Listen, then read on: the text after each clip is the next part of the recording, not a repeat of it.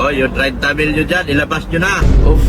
What's up mga kalingap? Isang mapagpalang araw po sa inyong lahat. Ito po muli ang Padayon para magbigay sa inyo ng panibagong update at mga kaganapan.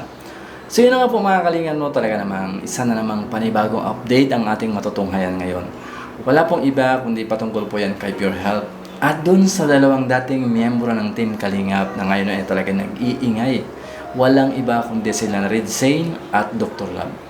Kamakailan nga po mga kalingap noon, naging usapin nga po o naging issue yung pagbisita ni Red Zane sa hospital kay Pure Health nung nasa hospital pa si Pure Health.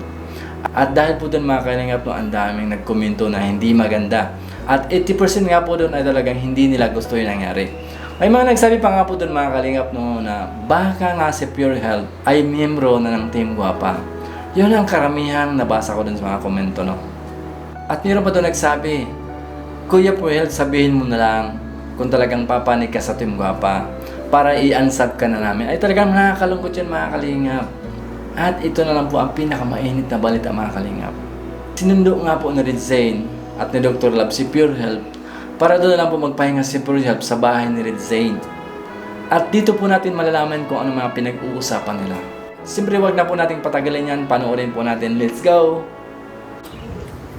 Hindi, pag nasa bahay ka, hindi ka na makapagpahinga eh. Bakit? Ito rin, may napunta, Oo, may napisita. bisita.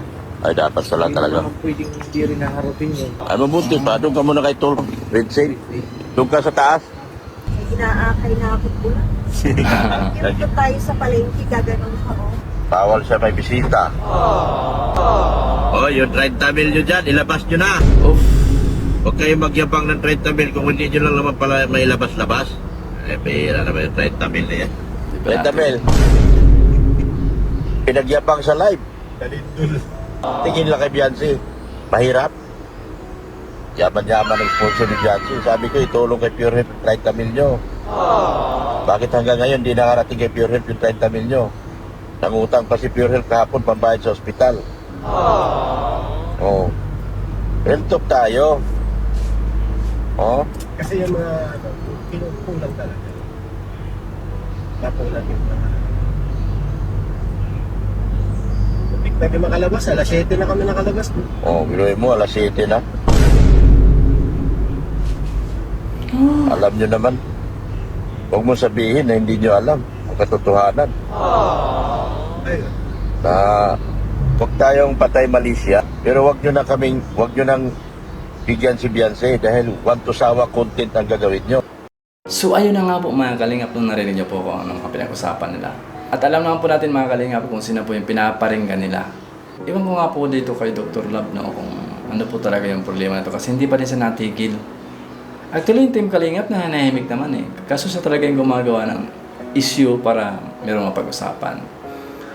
Marahil hindi pa tanggap ni Dr. Love noon na talagang natanggal siya sa Team Kalingap. Dahil kung tutusin po mga Kalingap nung napakalagay po ng pakinabang ni Dr. Love doon sa Team Kalingap nung naandun pa siya. Kasi doon siya nakilala, doon siya nagsimula. At yun, tapos biglang mawawala. O diba, malaking bagay po yan para sa kanila. Kaya siguro hanggang ngayon, nagngingit-ngit siya sa galit. Dahil siguro hindi niya lubos maisip na ngayon wala na siya sa Team Kalingap.